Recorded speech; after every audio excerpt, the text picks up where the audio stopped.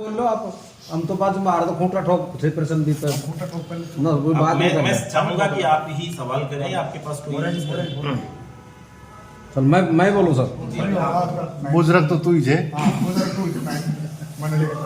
Sir आप एक राजनेता भी हैं, गोरक्षक भी हैं और समाज सेवी भी हैं। उसके साथ साथ आप 4 साल पहले टिकट की दौड़ में भी आप आगे रहे और भाजपा में अग्रिम नेताओं में भी आप बानसूर क्षेत्र के रहे हैं। लेकिन चुनावों के समापन के बाद टिकट न मिलने के बाद आप यहाँ से नदारद हो गए और आज अचानक प्रकट हो गए, तो इसका क्या कारण है? मैं बानसूर का ही बेटा हूँ, बानसूर में पैदा हुआ हूँ, मैं आता जाता रहता हूँ। मुझे पार्टी के किसी काम से अगर प्रदेश में कहीं जिम्मेदारी लगाई, मैं कोरोना के 2 साल के अंदर भी कोरोना की सेवाओं में उपस्थित रहा हूँ। जहाँ भी मेरा उपस्थिति रही है उस जगह मैंने अपनी जिम्मेदारी को, मैं जन सरोकार का व्यक्ति हूँ। राजनीति से मुझे किसी लाभ की अपेक्षा नहीं है। मैं सेवा के उद्देश्य से पिछले 15 साल से आपके बीच में, अब जनता के बीच में काम कर रहा हूँ। मेरा उद्देश्य केवल जहाँ भी मैं उपस्थित रहूँ, क्षेत्र विशेष में अगर नहीं रह पाया, इसका कारण कोरोना रहा 2 साल और कुछ मेरे पार्टी से संबंधित जिम्मेदारियां रही। अभी मैं पिछली जन आक्रोश यात्रा में भी मुझे पार्टी ने विद्याधर नगर में विधानसभा प्रभारी लगा रखा था और जैसे ही मुझे समय मिलता है मैं शादी ब्याहों में और सब जगह आता जाता रहता हूँ। ऐसा कोई मेरा गायब होने का और प्रकट होने का कोई मुझे नहीं लगता कि ये कोई जस्टिफाई बात है।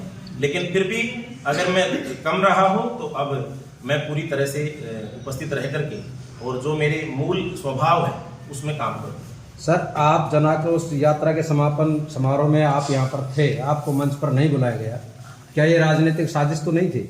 नहीं, हमारी पार्टी की कुछ प्रोटोकॉल होते हैं।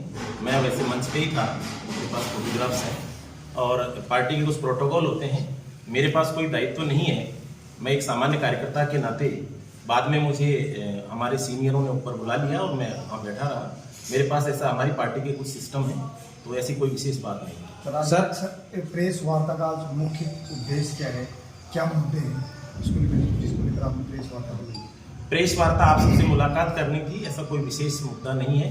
प्रेस वार्ता में आप जो बानसूर की पिछले 4 साल में जिस तरह से बानसूर त्रस्त है, परेशान है, जिस तरह की सामान्य व्यक्तित्व को हमने विधायक जनता ने बनाया और मंत्री बने, उन्होंने 4 साल के अंदर जिस तरह से भ्रष्टाचार और लूट खसोट मचाई है अपने बानसूर में, बहुत सारे ऐसे विषय हैं जिनको आप के माध्यम से मैं जनता तक पहुंचाने के उद्देश्य से और आपसे मुलाकात को लेकर के रखी है। सर जैसा कि 2023 में चुनाव आ रहे हैं, क्या आप अपने आप को बानसूर से उम्मीदवार उतारना चाह रहे हैं?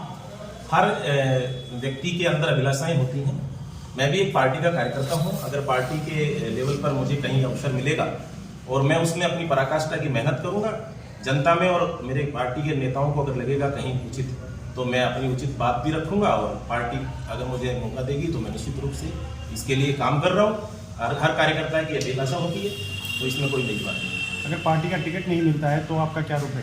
देखिए, मेरा 2018 में भी मैंने बहुत अच्छे से मेहनत की और मुझे टिकट नहीं मिली, तो पार्टी के आदेश को मैंने सिरोधार्य मानते हुए मैं पार्टी के साथ रहा और मैं आगे भी इस तरह की अगर कोई मुझे पार्टी जिम्मेदारी देगी तो मैं काम करूंगा पार्टी के लिए और करता रहूँ।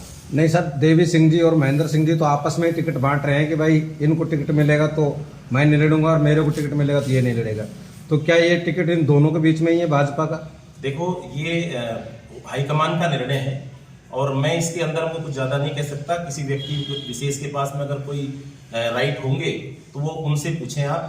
मुझे लगता है कि ये निर्णय हाईकमान का है, संसदीय बोर्ड का है, प्रदेश नेतृत्व का है, हमारे जिलाध्यक्ष जी का है, तो वो सब अपने लेवल पे करेंगे। एक छोटा सवाल में रोज अलका गुजर जी गजेंद्र सिंह जी को प्रोजेक्ट कर रही हैं, डॉक्टर सतीश पूनिया जी स्वयं को प्रोजेक्ट कर रहे हैं और आम जो जनता है वसुंधरा राजे को प्रोजेक्ट मान